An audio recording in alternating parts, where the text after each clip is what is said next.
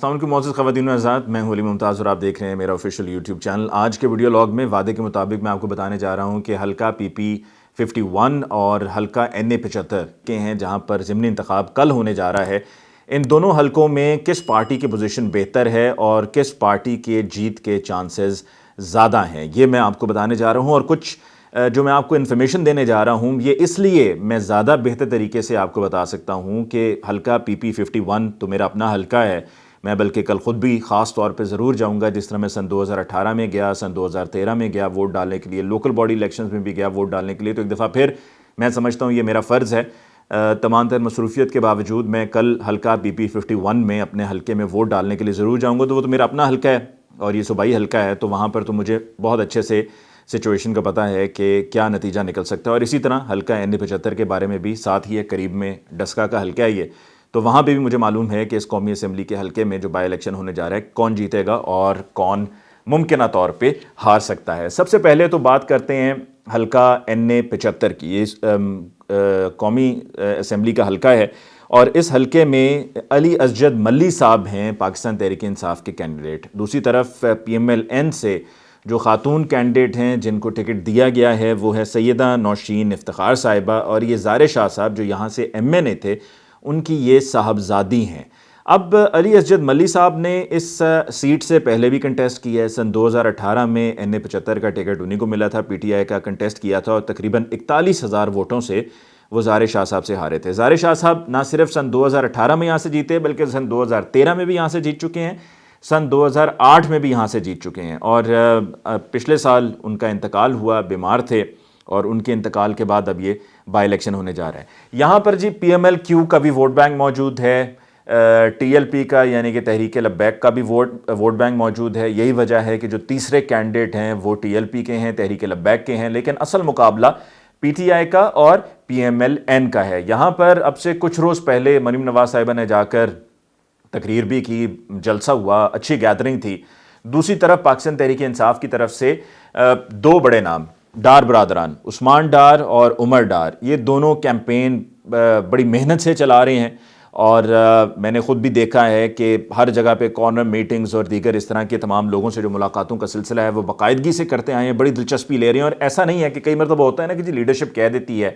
اور نچلی سطح پہ جو کیمپین چلانے والے ہیں وہ اس طرح سے انوالوڈ نہیں ہوتے کیمپین میں، لیکن یہ پراپر انوالوڈ ہیں۔ ایسا نہیں ہے کہ صرف یہ لپ سروس ہے، زبانی کلامی کام ہے اور اندر سے کچھ ہیں باہر سے کچھ ہیں، یہ اندر اور باہر دونوں طرف سے ہی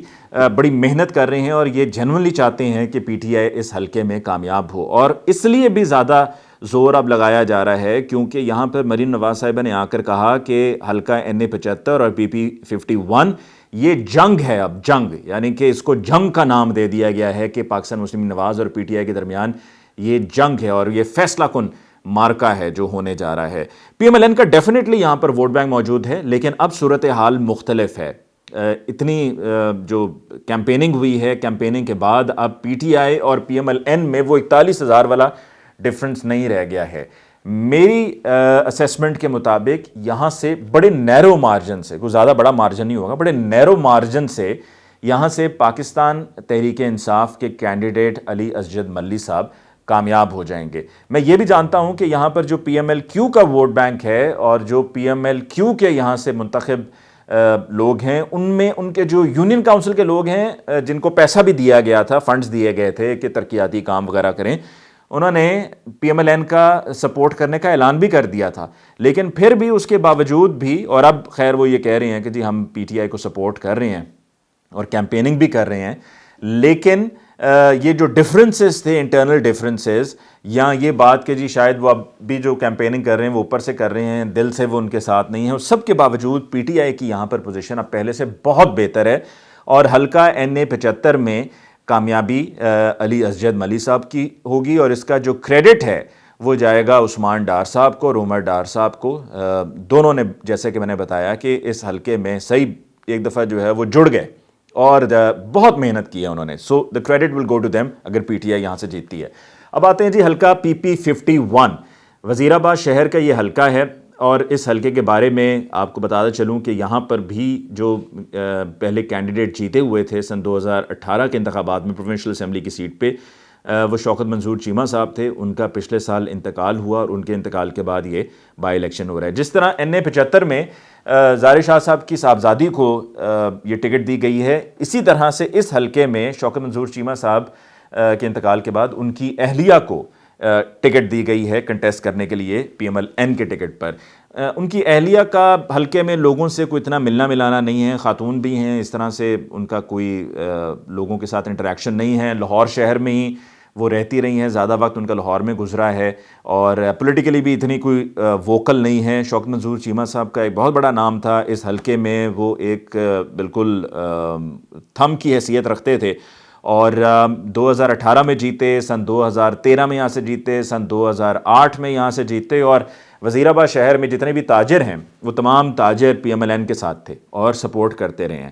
PTI نے سن 2018 کے انتخابات میں اس لیے اس حلقے سے ہارے کیونکہ کینڈیڈیٹ اتنا مضبوط کینڈیڈیٹ نہیں تھا, اور اتنے ان کا کوئی لوگوں کے ساتھ ملنا ملانا بھی نہیں تھا, اور وہ ان کی پینیٹریشن نہیں تھی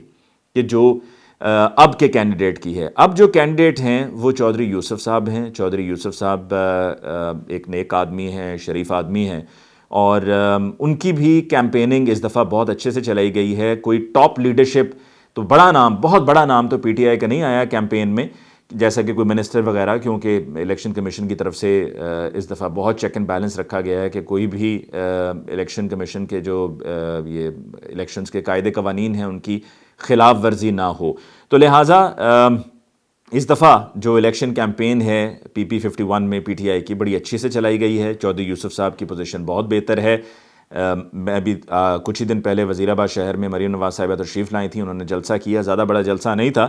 لیکن پھر بھی انہوں نے جلسہ کیا. ان کے جلسے کے باوجود اور اس کے باوجود کہ تاجر برادری ہمیشہ سے PMLN کو سپورٹ کرتی آئی ہے, شوکت منظور چیمہ صاحب کو سپورٹ کرتی آئی ہے,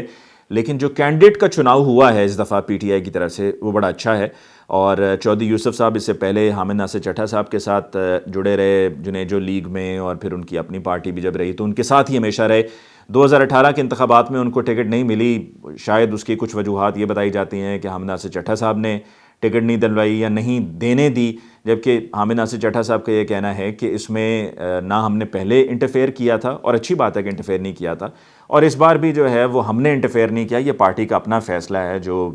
پارلیمانی بورڈ ہے یہ اس کا اپنا فیصلہ ہے, اور چودھری یوسف صاحب کو ڈیزرونگ کینڈیڈیٹ تھے, ان کو ٹکٹ مل گئی ہے. اس سے پہلے اس حلقے میں یہ اعتراض بھی اٹھایا جاتا رہا ہے کہ جی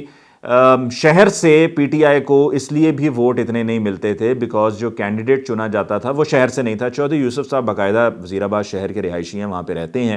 اور ایک تو جو ایک شہر میں کمی تھی PTI کی وہ یہاں سے پوری ہو جائے گی. پھر اس کے علاوہ جو دیہاتی ووٹ ہے اس دیہاتی ووٹ کے بارے میں آپ کو بتاتا چلوں کہ سن 2018 میں بھی PTI کو دیہاتی ووٹ صحیح پڑا تھا, مار کھائی تھی PTI نے شہر سے, تو وہ شہر والا جو گیپ تھا وہ گیپ فل ہوا ہے. PTI کی طرف سے حافظ فرحت عباس بھرپور کیمپین کر رہے ہیں یہاں پر, جیسا وہاں پر عثمان ڈار اور عمر ڈار ہیں, تو یہاں پر حافظ فرحت عباس بھرپور کیمپیننگ کر رہے ہیں, اور صبح شام لوگوں سے ملنا ملانا, کارنر میٹنگز کرنا, اسٹریٹجی کا طے ہونا,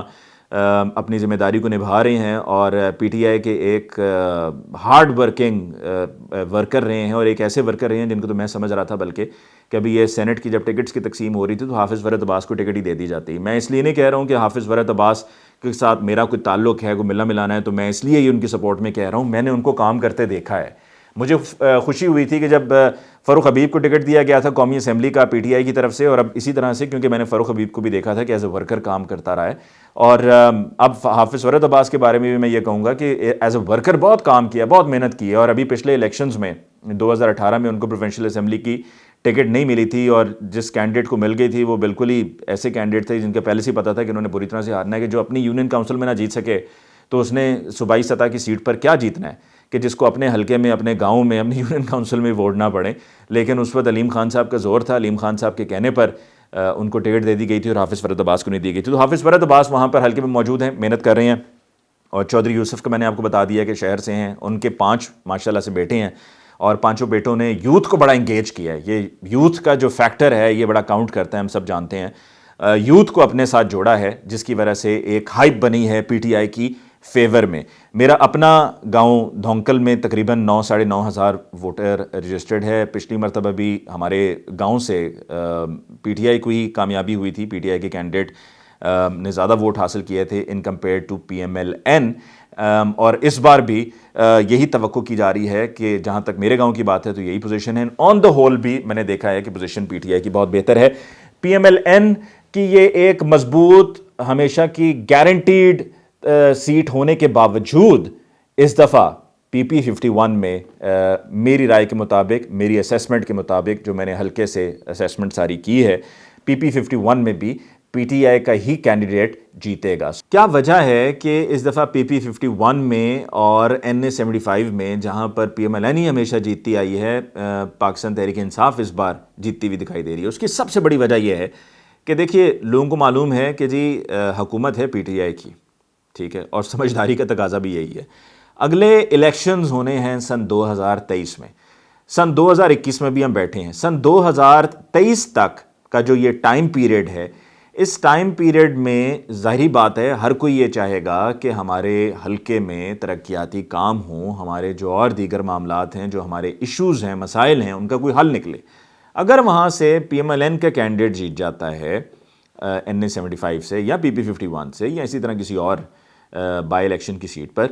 تو ان کے لیے کام کر کے لوگوں کے دینا، تمام تر وعدوں کے باوجود، وعدے تو وہ کریں گے لیکن تمام تر وعدوں کے باوجود وہ کام کر کے دینا ممکن نہیں ہوگا. وہ کہہ دیں گے لیکن ہوں گے نہیں، تو لوگ پریشان ہوں گے، لوگوں کا وقت ضائع ہوگا، یہ ترقیاتی کام جو ہونے چاہیے یہ پھنس جائیں گے. سمجھداری کا تقاضا بھی اسی میں ہی ہے کہ جس کی حکومت ہے ان کو موقع دیں. جہاں پر وہ پہلے کہتے رہے ہم یہ کر دیں گے وہ کر دیں گے، وہاں پر انہیں مزید موقع دیں. آزما لیا ہے تو پھر مکمل آزمائیں. یہ جس طرح کرکٹ میں کہتے ہیں نا کہ ہاف ہارٹڈ شاٹ نہیں ہونی چاہیے. ہاف ہارٹڈ شاٹ دیں تو یوں بلہ جب چلتا ہے تو پھنستا ہے اور گیند سکوپ ہو جاتی ہے، اوپر چلی جاتی ہے ہوا میں اور آپ کیچ آؤٹ ہو جائیں گے. شاٹ کھیلنی ہے تو پوری کھیلیں، پورے فلو کے ساتھ، یعنی کہ ایک دفعہ پورا موقع دیں، پھر اس کے بعد دیکھتے ہیں کہ کیا ہوتا ہے. So PP51 will probably go to PTI and NA75 DSCA will also be going to PTI. یہ ہے میرا انالیسس ان دونوں ضمنی انتخابات کی سیٹس پر. اور اب کل پولنگ ڈے ہے، دیکھتے ہیں کہ کیا نتیجہ نکلتا ہے. مجھے علی ممتاز کو آج کے ویڈیو لاگ سے دیجیے اجازت. اللہ نگہبان.